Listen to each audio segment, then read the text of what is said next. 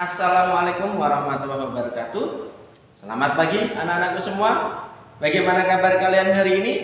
Semoga semuanya dalam keadaan sehat walafiat. Dan bagi yang sedang sakit, semoga segera diberikan kesembuhan. Anak-anakku semua, hari ini kita akan belajar tentang zat dan perubahannya, submateri, kerapatan zat, atau massa jenis zat. Selamat mengikuti. Tujuan pembelajaran dalam materi ini adalah melalui demonstrasi memanfaatkan mainan di sekitar kita, siswa dapat mendeskripsikan pengaruh perbedaan kerapatan zat pada peristiwa mengapung dan tenggelam dengan tepat. Dalam hal ini, anak-anakku semua, kita akan membuktikan mengapa kapal yang terbuat dari besi dapat terapung di laut.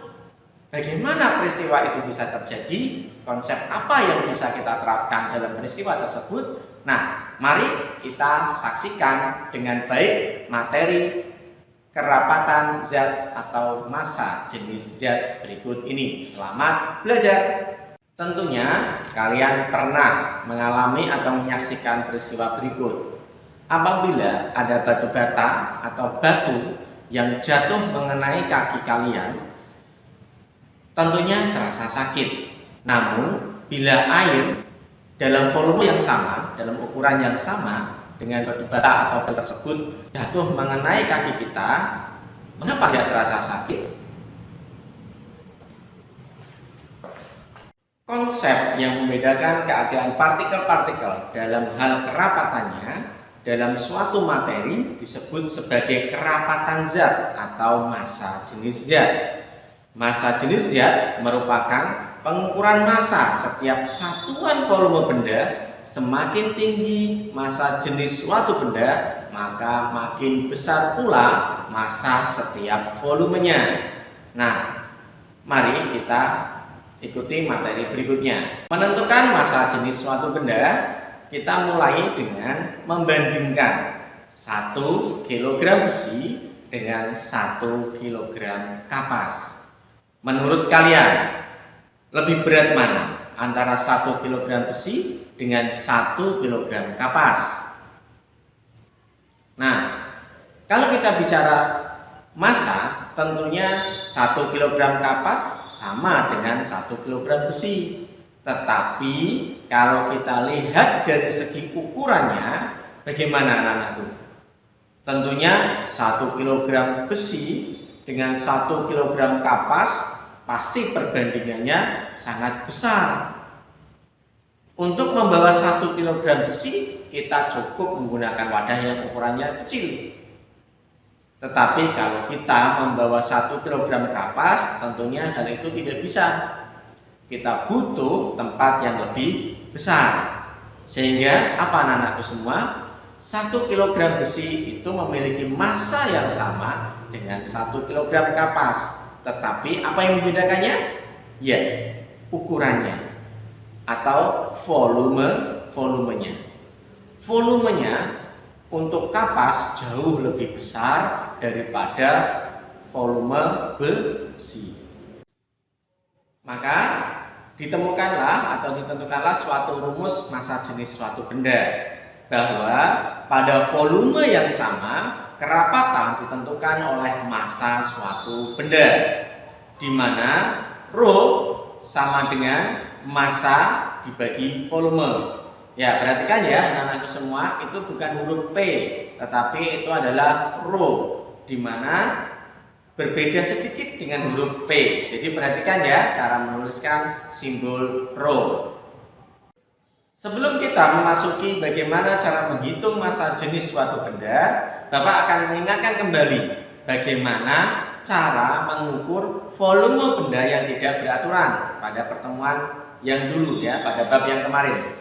Yaitu ketika kita memiliki volume benda yang tidak beraturan seperti benda ini, tentunya kita akan kesulitan jika mengukur menggunakan penggaris atau menggunakan rumus ya. Nah, kita akan mengukur dengan menggunakan alat ukur, yaitu kita bisa langsung menggunakan gelas ukur ya, atau kita mengukur menggunakan gelas berpancur seperti ini, ya. Oke, di sini Bapak akan mempraktekkan menggunakan gelas ukur. Yang pertama, kita akan memasukkan benda, ya, memasukkan air ke dalam gelas ukur terlebih dahulu. Ya, ingat ya anak-anakku semua, pada pertemuan yang dulu sudah Bapak ajarkan ya bagaimana cara membaca alat ukur yang baik, yaitu kita harus pada posisi tegak lurus terhadap alat ukurnya. Nah, di sini kita akan mengukurnya seperti ini, ya, sambil jongkok ya. Nah, di sini Bapak menggunakan 125 ml air. Kemudian kita masukkan bendanya sampai tenggelam sempurna ya. Nah, di sini menjadi 150 lebih sedikit, sekitar 152. Ya, berarti volume benda ini sekitar 27 ml. Sekitar berapa anak? 27 ml. Nah, sekarang kita coba ya. Karena di sini jaraknya terlalu besar, ya. Ini adalah kelipatan 25 ml.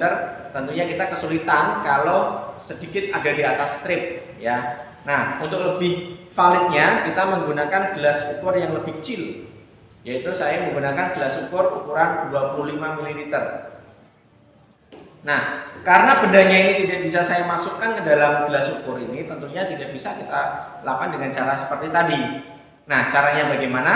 Caranya yaitu menggunakan gelas berpancur.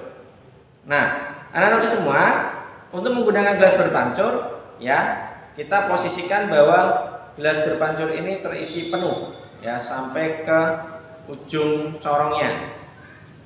Ya, kita beri tadah atau tempat untuk menampung air. Ya, ini sudah pada posisi penuh. Kemudian kita masukkan benda tersebut pelan-pelan sampai tenggelam penuh. Nah, nanti akan ada air yang tumpah. Nah, air yang tumpah ini nanti yang akan kita masukkan ke dalam gelas ukur. Oke, kita tunggu sebentar sampai tumpahan airnya berhenti. Ya, kurang lebih segini ya. Mari kita ukur. Kita masukkan ke dalam gelas ukur.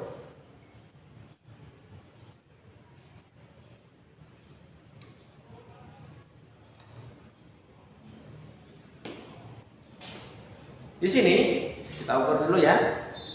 Di sini terbaca 25 ml. Lebih sedikit ya. 25 ml. Ini masih ada yang jatuh airnya. 25 ml ya. Ternyata volume benda ini adalah 25 ml kalau kita ukur dengan menggunakan gelas ukur yang lebih teliti, lebih kecil ya. Nah, kita menggunakan yang lebih teliti ya. Sehingga kalau kita menggunakan gelas berpancur, ya, kita bisa menggunakan gelas ukur yang lebih kecil, lebih teliti lagi. Begitu. Nah, bagaimana ketika kita mengukur di tempat yang lain? Kita tentukan dulu volume bendanya sebesar apa, begitu ya. Kalau tentunya volume bendanya kecil, lebih kecil dari bola ini, karet ini, tentunya kita langsung bisa menggunakan gelas ukur. Tapi kalau bendanya terlalu besar, ya, misalkan seukuran mobil atau seukuran motor, nah, tentunya itu menggunakan alat yang berbeda. Tetapi intinya adalah anak-anakku semua, untuk mengukur volume benda yang tidak beraturan, kita menggunakan gelas ukur. Nah, gelas ukur punya banyak ukuran, mulai dari ukuran yang kecil sampai ukuran yang besar. Di sini Bapak punya ukuran sampai 1000 ml atau 1 liter. Nah, begitu. Nah, berikutnya adalah cara menimbang. Tentunya untuk menimbang kalian tidak asing lagi dengan alat timbangan ya. Nah, alat timbangan ini beraneka macam. Ada timbangan yang bentuknya berbeda-beda ya. Tentunya kalau kalian melihat di kehidupan sehari-hari, timbangan itu bentuknya beraneka macam. Nah, di sini Bapak menggunakan kaca Ohaus. Ya, di sini kita akan menimbang ya menggunakan kaca Ohaus. Nah, untuk volume benda ini untuk massa benda ini adalah sekitar 40, di sini ya, sekitar 42 gram ya, 42 gram. Nah, sehingga kalau kita hitung massa jenisnya adalah massanya 42 gram dibagi dengan tadi volumenya adalah 25 ml. Nah, sekarang nanti kalian bisa menentukan, oh berarti massa jenisnya adalah sekian, yaitu 42 dibagi 25. Sampailah kita kepada penerapan dari konsep massa jenis atau kerapatan zat, yaitu mengapung dan tenggelam. Benda yang memiliki massa jenis kurang dari massa jenis cairan di sekelilingnya, maka benda tersebut akan mengapung. Dan sebaliknya, apabila benda tersebut memiliki massa jenis yang lebih besar atau lebih tinggi dari mediumnya atau massa jenis cairan di sekelilingnya, maka benda tersebut akan tenggelam. Sehingga kita bisa melihat anak-anak semua di dalam kehidupan sehari-hari, kita kadang melihat ada benda yang mengapung dan benda yang tenggelam. Begitu ya, di dalam air. Nah, jadi konsepnya sederhana anak-anakku semua, bahwa jika massa jenis benda itu lebih besar dari massa jenis cairan, maka benda tersebut akan tenggelam. Atau sebaliknya, massa jenis benda jika lebih kecil dari massa jenis cairan, maka benda tersebut akan mengapung. Nah, anak-anakku semua, kita akan praktik ini. Mengapa sih ada peristiwa mengapung dan tenggelam dalam kehidupan sehari-hari? Mari kita saksikan eksperimen sederhana. Pernahkah kalian bermain dengan tanah liat? Tentunya tidak asing ya, tanah liat karena banyak ada di sekitar kita. Nah, anak-anakku semua, Bapak mau tanya ini. Tanah liat itu kalau kita masukkan ke dalam air, dia terapung atau tenggelam? Nah, untuk membuktikannya silahkan nanti kalian cari tanah liat yang ada di sekitar rumah kalian ya. Kemudian masukkan ke dalam air. Apakah tanah liat itu terapung atau tenggelam? Nah, Bapak punya alat pengganti ini selain tanah liat. Kalau kalian misalkan kesulitan mencari tanah liat, apalagi sudah memasuki musim hujan, nah Bapak punya alat ini, punya bahan ini. Namanya apa ini? Kalau kita mengenalnya di tempat kita namanya malam, ya, atau plastisin. Nah, malam atau plastisin ini memiliki karakteristik yang hampir sama seperti tanah liat, yaitu bisa kita bentuk-bentuk sesuai dengan apa yang kita inginkan. Yuk kita buktikan ya, apakah plastisin atau malam ini tenggelam atau terapung di dalam air. Nah, kita lihat, perhatikan dengan baik. Saya masukkan ke dalam air ya. Oke, perhatikan anak-anakku semua, plastisin ini tenggelam di dalam air. Artinya apa? Kalau kita mengacu pada konsep massa jenis zat, yaitu apa? Bahwa benda ini memiliki massa jenis yang lebih besar dari air. Kenapa memiliki massa jenis lebih besar? Karena benda ini tenggelam. Atau kita balik ya, jika benda tenggelam, maka memiliki massa jenis yang lebih besar dari cairan yang ada di sekitarnya. Dalam hal ini cairan yang saya gunakan adalah air. Nah, anak-anakku semua, pernahkah kalian melihat kapal? Kapal, pernah melihat ya? Kapal yang berlabuh di pelabuhan. Kita punya loh pelabuhan Kendal yang ada di Kaliwungu. Nah, kapan-kapan kalian bisa melihat ke sana ya, jika kalian belum pernah melihat kapal. Nah, bagi yang sudah melihat kapal, tentunya kalian akan melihat kapal kenapa ya bisa terapung, padahal kapal itu terbuat dari apa anak-anak semua? Ya, tentunya kalian pernah melihat kapal ya. Kapal itu memiliki bagian luar yang terbuat dari logam atau besi, sejenis besi ya. Mengapa? Karena kita melihat di sana ada beberapa karat. Begitu ya. Kapal bisa berkarat. Karena apa? Dia terbuat dari besi. Nah, anak-anakku semua, Bapak punya besi nih. Bisa kita buktikan ya. besi itu tenggelam atau terapung di dalam air? Menurut kalian? Ya, dapat buktikan ya. Yuk kita lihat. Nah, anak-anakku semua, besi itu tenggelam di dalam air. Nah, tenggelam di dalam air. Nah, tetapi kenapa kapal bisa terapung? Ada yang tahu alasannya? Ada yang tahu alasannya? Kenapa kapal bisa terapung? Yuk kita buktikan ya. Bahwa benda yang memiliki massa jenis lebih besar dari air, yang seharusnya tenggelam di dalam air, itu bisa terapung. Dengan cara bagaimana? Yuk kita buktikan. Ya, Bapak akan membuat plastisin ini yang tadi tenggelam di dalam air, kalian lihat sendiri ya, itu akan terapung di permukaan air seperti kapal. Bagaimana caranya? Yuk kita buat. Caranya adalah kita buat plastisin ini dalam bentuk yang lain. Seperti hanya kapal. Kalau kalian pernah melihat kapal, tentunya kapal bentuknya tidak seperti besi yang tadi Bapak masukkan ke dalam air ya. Ya, bentuknya tentunya berbeda. Nah, ini akan saya buat menjadi sebuah lempengan plastisin ini ya. Plastisin ini akan saya buat seperti lempengan.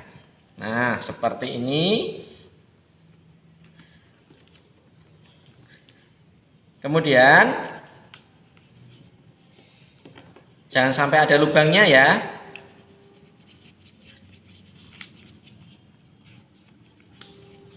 Nah, seperti ini anak-anakku semua ya. Setelah plastisin ini kita buat seperti lempengan, kemudian kita bentuk seperti mangkok dengan cara kita membuat seperti ini. Nah, kita bentuk seperti mangkok. Tentunya kalian lebih bagus ini membuatnya daripada Bapak ya.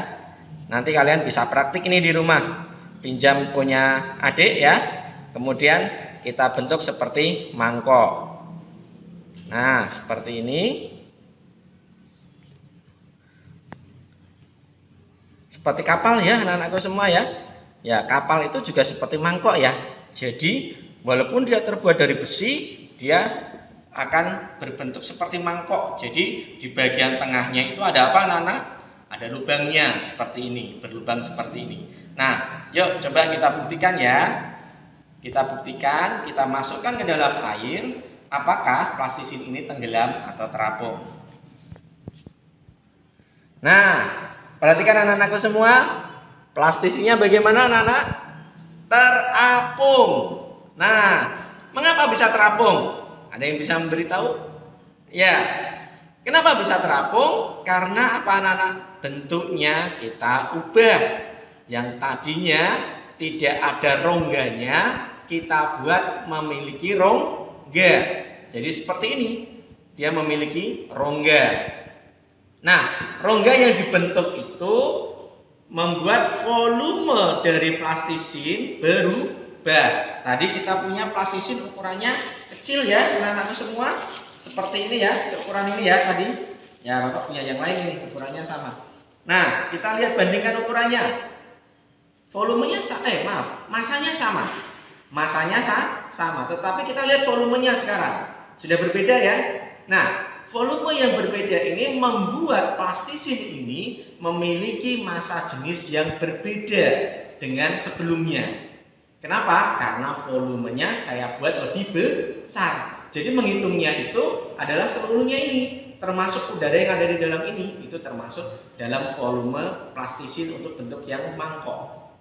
Nah, seperti itulah anak-anakku semua, mengapa kalau kapal yang terbuat dari besi itu tetap terapung di air. Ada syarat dan ketentuannya ternyata ya. Apa itu? Harus dibentuk dengan bentuk tertentu, bentuk yang berongga. Sehingga kalau kalian pernah naik kapal, ya kapan-kapan ya, kalau kalian main-main ke pelabuhan, naik kapal, ya. Nah, di sana kalian akan melihat bahwa kapal atau perahu itu memiliki rongga di tengahnya. Nah, rongga itulah yang membuat massa jenis besi yang ada di kapal itu menjadi lebih kecil daripada massa jenis air. yang tadinya memiliki massa jenis lebih besar.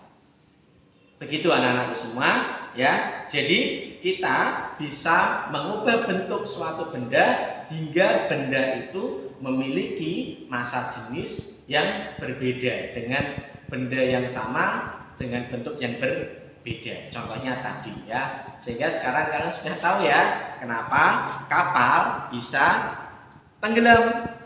Kenapa kapal bisa tenggelam anak-anakku semua? Kalau kapalnya bocor. Kalau kapalnya tidak bocor, dia akan terapung. Yuk kita coba, kita lubangi plastisin ini ya. Apakah dia akan terapung atau tenggelam? Bapak kasih lubang ya, ini di bagian tengahnya. Kita kasih lubang. Nah, kalau ada lubangnya, tentunya lama-kelamaan plastisin ini akan terisi oleh air. Nah, terus terisi. Dan semakin lama plastisin ini akan tenggelam ya. Lihat ini posisinya semakin lama semakin ya terkena air ya. Nah, termasukkan air. Nah, seperti inilah kapal tenggelam anak-anakku semua. Nah, akhirnya tenggelamlah kapal itu ke dasar laut. Jadi anak-anakku semua, walaupun kapal itu bisa terapung di laut, tapi syarat dan ketentuannya berlaku, yaitu apa? Dia harus memiliki rongga di tengahnya. Nah, kalau rongga itu terisi oleh benda lain, sehingga benda itu memiliki massa jenis yang lebih besar dari air, atau kapal itu bocor sehingga kemasukan air atau air masuk ke dalam kapal, tentunya kapal tersebut akan tenggelam. Sehingga kalian pernah mendengar cerita ya anak-anakku semua, ada kapal yang tenggelam di laut. Kok bisa ya kapal tadinya terapung jadi tenggelam? Ternyata karena tadi terjadi kebocoran di lambung kapal sehingga air masuk ya, sehingga kapal itu lama-kelamaan lambat laun kapal akan semakin tenggelam dan akhirnya tenggelam ke dasar laut. Ya.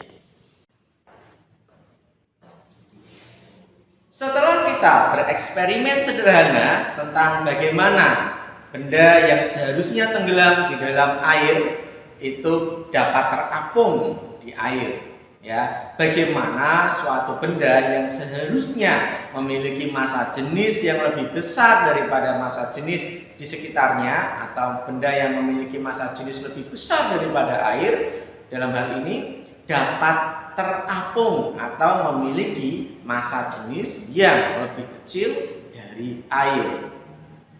Nah, sampailah kita kepada kesimpulan anak-anakku semua. Nah, dalam pembelajaran ini apa yang dapat kita simpulkan? Yang pertama, bahwa benda yang memiliki massa jenis lebih besar daripada massa jenis cairan yang ada di sekitarnya, maka benda tersebut kita sebut dengan benda yang tenggelam. Kemudian jika massa jenis suatu benda itu lebih kecil dari massa jenis cairan yang ada di sekitarnya, maka benda tersebut akan terapung di cairan tersebut. Nah, ada satu lagi nih sebenarnya kesimpulannya anak-anakku semua. Apa coba? Yaitu bahwa benda yang seharusnya tenggelam atau memiliki massa jenis yang lebih besar dari cairan di sekitarnya, benda tersebut dapat terapung jika tadi ya syarat dan ketentuan berlaku. Apa anak-anakku semua kalau masih ingat tadi syarat dan ketentuannya? Yaitu jika benda tersebut, bagaimana bendanya? Jika benda tersebut dibuat bentuk tertentu atau diberi rongga atau memiliki rongga seperti mangkok tadi ya, dibuat volumenya lebih besar sehingga benda tersebut memiliki rongga dan tidak bocor ya, tentunya ya, berongga dan tidak bocor, maka benda tersebut dapat terapung di air seperti ini. Tadi benda ini tenggelam, nah sekarang terapung kembali. Mengapa? Karena lubang yang tadi saya buat sudah saya tambal ya. Ketika sudah saya tambal, maka dia akan terapung. Begitulah peristiwa mengapung dan tenggelam dalam kehidupan sehari-hari. Tentunya materi ini memberikan pengetahuan baru tentang benda yang mengapung dan tenggelam. Selama ini mungkin kita belum tahu, bisa ya besi terapung? Itu karena sudah dibentuk. Kenapa kalau bentuknya seperti itu dia bisa terapung? Kita belum tentu ya, kita belum tahu alasannya ya. Nah, sekarang kita sudah tahu alasannya ya. Sehingga hal ini nantinya kalian bisa bereksperimen di rumah. Ya, ketika kalian punya benda yang tenggelam atau benda yang memiliki massa jenis lebih besar daripada air, bisa kalian eksperimenkan bagaimana caranya benda itu bisa terapung, begitu ya. Nah, sehingga kalian bisa memilih benda yang pas atau yang cocok untuk membuat kapal atau perahu sendiri di rumah suatu saat nanti. Nah, demikianlah anak-anakku semua materi tentang kerapatan zat yang bisa Bapak sajikan pada pertemuan kali ini. Bapak berharap ya setelah ini kalian bisa memberikan refleksi di kolom chat yang ada di YouTube ya. Apakah pembelajaran ini memberikan pengetahuan baru bagi kalian? Pengalaman apa yang sudah dapat kalian peroleh dan sebagainya. Ya, terima kasih. Selamat belajar anak-anakku semua. Selamat mempraktekkan apa yang sudah kalian pelajari hari ini. Selamat belajar, terus semangat dalam menuntut ilmu. Terima kasih. Wassalamualaikum warahmatullahi wabarakatuh. Terima kasih telah mempelajari materi zat dan perubahannya subbab kerapatan zat atau massa jenis zat. Untuk kegiatan refleksi pada kegiatan penutup kali ini, silahkan kalian menuliskan di kolom komentar dan jawab pertanyaan berikut ini, atau kalian bisa mengisi komentar di link s.id/kerapatan zat. Kerjakan pertanyaan-pertanyaan berikut dengan baik dan seksama. Selamat berefleksi. 1. Apakah hal terpenting yang kalian pelajari pada materi ini, yaitu pada materi kerapatan zat atau massa jenis zat? Caranya adalah silakan kalian membuka atau mempelajari video ini dari awal sampai akhir. Kemudian kalian tulis atau catat beberapa hal yang menurut kalian penting untuk kalian ketahui. 2. Kegiatan pembelajaran mana yang paling menambah pemahaman kalian tentang konsep kerapatan zat?